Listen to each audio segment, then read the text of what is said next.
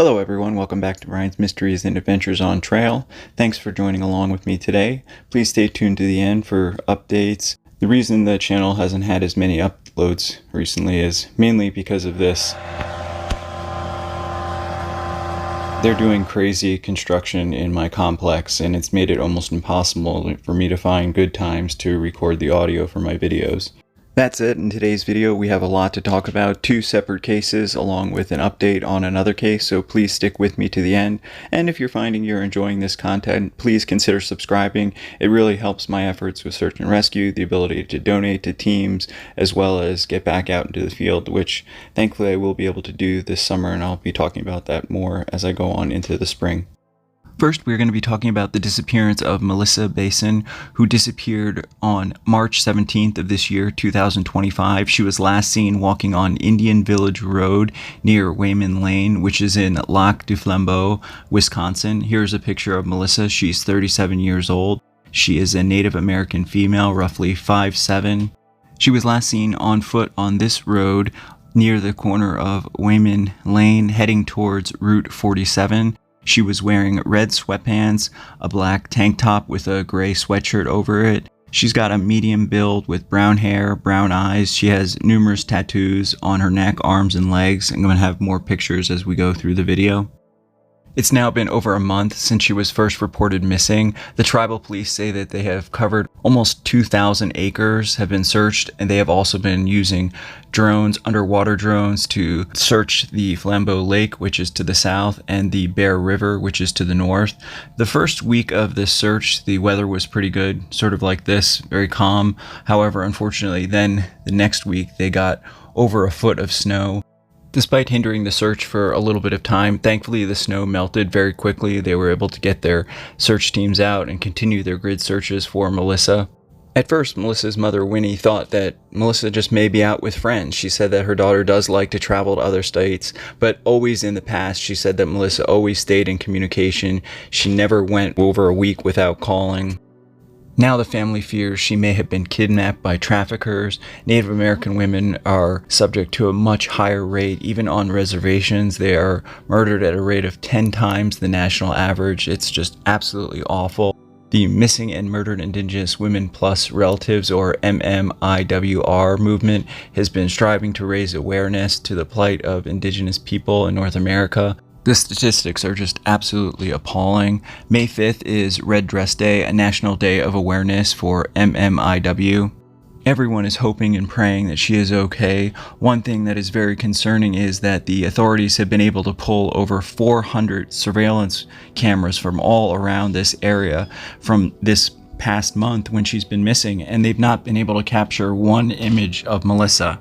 There have been numerous reports of sightings that they have received. Sadly, none of them have been able to be identified.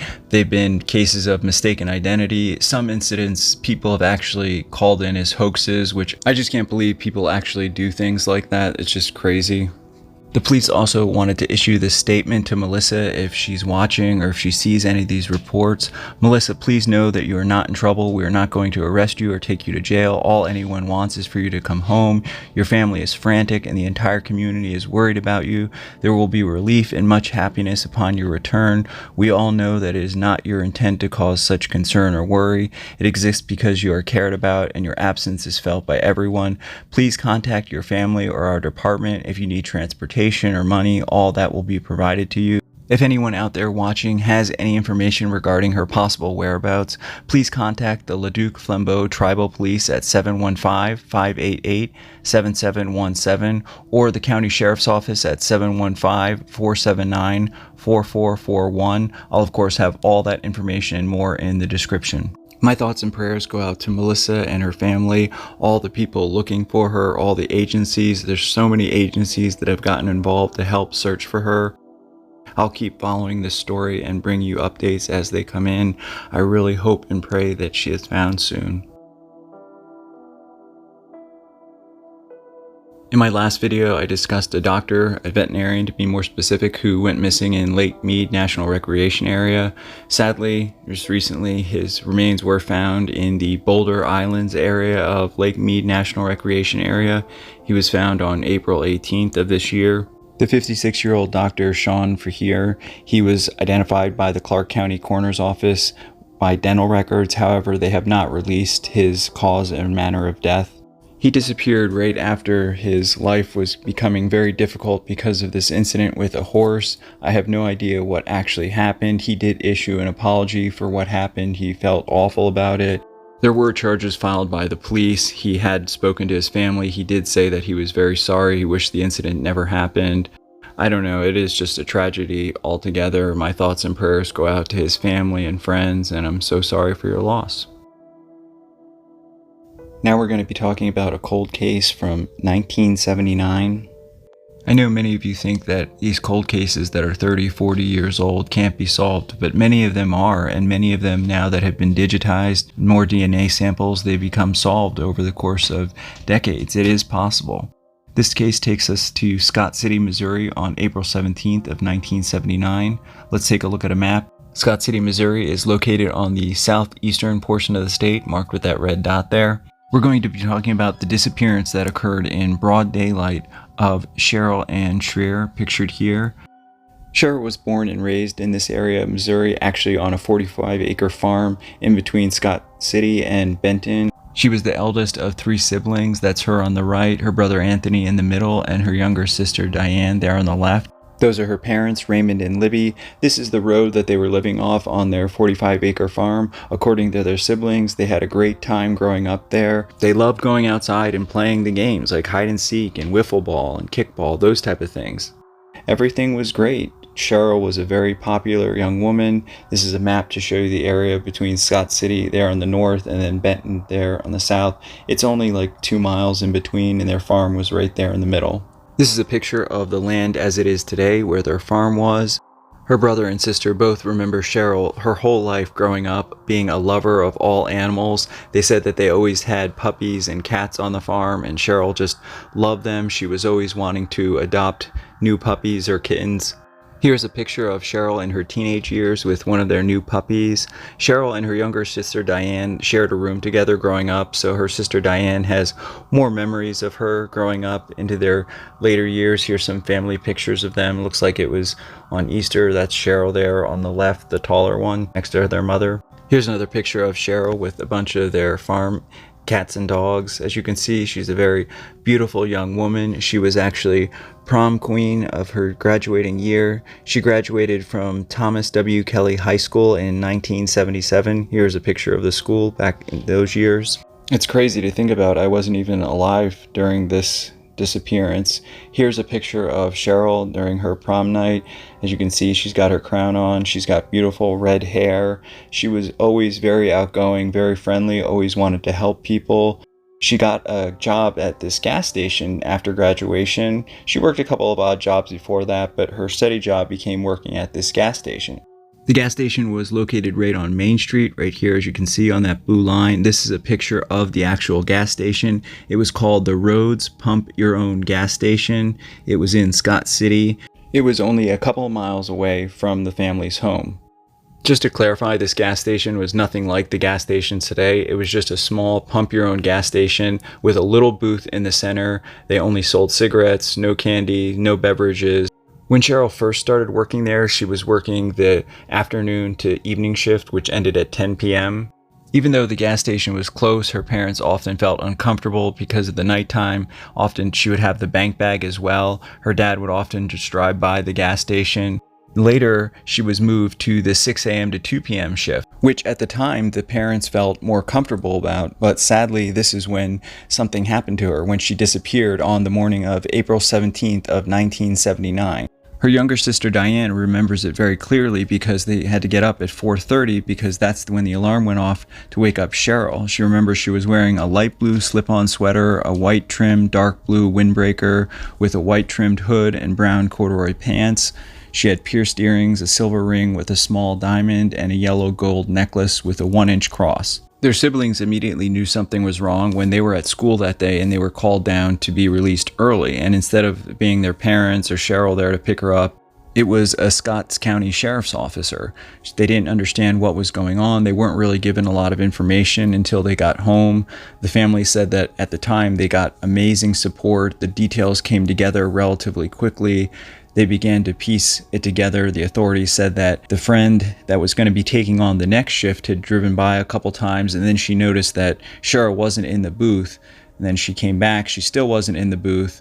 This is when she decided to go in and check, and Cheryl was gone. She contacted the police. Cheryl's purse, all her belongings were still there. Her car was still there. The authorities immediately put a ton of work into this investigation. It had hit the newspapers within a day. The authorities had already identified the 10-minute window in which Cheryl must have been abducted from this Rhodes Pump Your Own gas station in Scott City, Missouri. The authorities and detectives had police patrols out that very night looking for clues, looking for any evidence. The family had already begun making missing posters. Remember, this was 1979. There was no internet, no cell phones. The authorities were able to establish a timeline because she had called her family around 11:30 a.m. that day. They got off the phone maybe 5 or 10 minutes later, so it was anywhere between 11:40 a.m. and 11:50 a.m. That's a pretty good timeline to have for them to start with. They also knew that this probably was a kidnapping because there was a bag of money missing with around $484. But there was so much other stuff left. There was money left in the cash register, Cheryl's purse, her car was all left behind. So if it was a robbery, you think that they would have taken some of that. Even a ring that belonged to Cheryl, her checkbook, her car and house keys, these were all left behind. So they just didn't really understand what had happened. Cheryl is a very petite woman. She's roughly 5'1", 100 pounds, beautiful red hair, a beautiful young woman. She was very well known throughout the county. The Scotts County Sheriff at the time, Bill Farrell, said that something is just missing from this puzzle. Something doesn't add up. Why would they take a little bit of money out of the bag, but not all of it? Why wouldn't they take all the money out of the register? Why did they leave all the other stuff there, her purse and everything else, her car? This is why they felt from the beginning that this was a kidnapping of Cheryl. That was the main motive. The media and tons of people got involved in this investigation. There was a reward being offered for $8,000. In today's money, that would be roughly $38,000. The sheriff got one of the counties to bring in one of their fixed-wing aircrafts, and they did multiple flyovers to search the wooded areas around and various other fields. There were so many extensive searches conducted for Cheryl, and not one single clue was ever found. Sadly, her parents did not live to see what happened to Cheryl. This case has been ongoing for the last 46 years, but her family hasn't given up, and the police haven't given up too. They have digitized all the information they have on the case. There are new detectives working the case today. Of course, over the last 40 some odd years, there have been tons of leads in the case. There's been tons of theories, mostly involving serial killers, but they have all been ruled out. Sergeant Williams of the Scotts County Sheriff's Office today is heading up the investigation. One thing that everyone agrees on, that this was definitely foul play that was involved in Cheryl's disappearance. There have been many suspects that have been investigated. They've got many people in the area that they're still looking into. They believe that most likely it was somebody local. But of course, it could have also been a transient, someone just passing through the area that was a bad person and decided that they were going to take Cheryl that day. These are time-enhanced photos of what Cheryl would look like today. She was only 19 years old when she disappeared in 1979. Sadly, despite all the investigations, all the theories, all the possible suspects, none of the authorities have been able to put enough together to make any arrests in Cheryl's case. Cheryl's case and story has been featured on all kinds of programs, the news, Dateline. I'll have links to all those in the description. Her family at this point says, quote, they just want Cheryl back. Of course, they would like her alive. Her sister Diane says, but no, that's probably unlikely. They have accepted that. That's probably not what's going to happen. Sergeant Williams and the Scotts County Sheriff's Office are continuing to work the case. They are continuing to look for leads, continuing to ask the public for help if they have any knowledge of the case. If you have any information regarding the disappearance of Cheryl Shreer, please contact the Scotts County Sheriff's Office at 573-545-3525. Of course, I'll have all that information and more in the description. My thoughts and prayers go out to Cheryl, her sister Diane, her brother Anthony, all her friends and family that knew her and miss her, to the Scotts County Sheriff's Office, to all the investigators, all the people that have been looking, everyone that's working so hard to find her. I hope and pray that Cheryl is found and that her family will be able to know what happened to her and be able to move forward in peace. Please share this video or these stories with as many people as you can. The more people that know about any of these cases, the more chances that people will talk. People eventually do talk, and these cases can be solved. Thank you so much for watching. Thank you for all your support, your comments, your feedback. You know I love hearing from you, so please leave me a comment in the description if you have any thoughts or feedback, or if you have any case suggestions. Thank you so much to co.ag for providing the background music. Hopefully I'll see you all in the next one. Take care.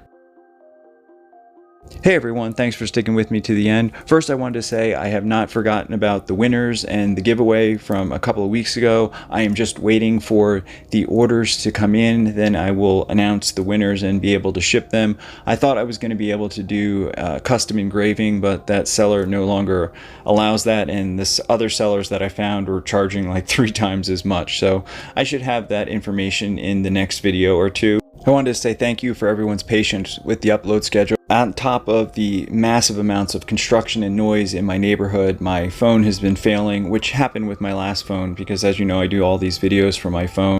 It looks like I'm going to have to purchase a new phone, but that's okay because I've had this phone for 5 years now, and this is exactly what happened with my last one.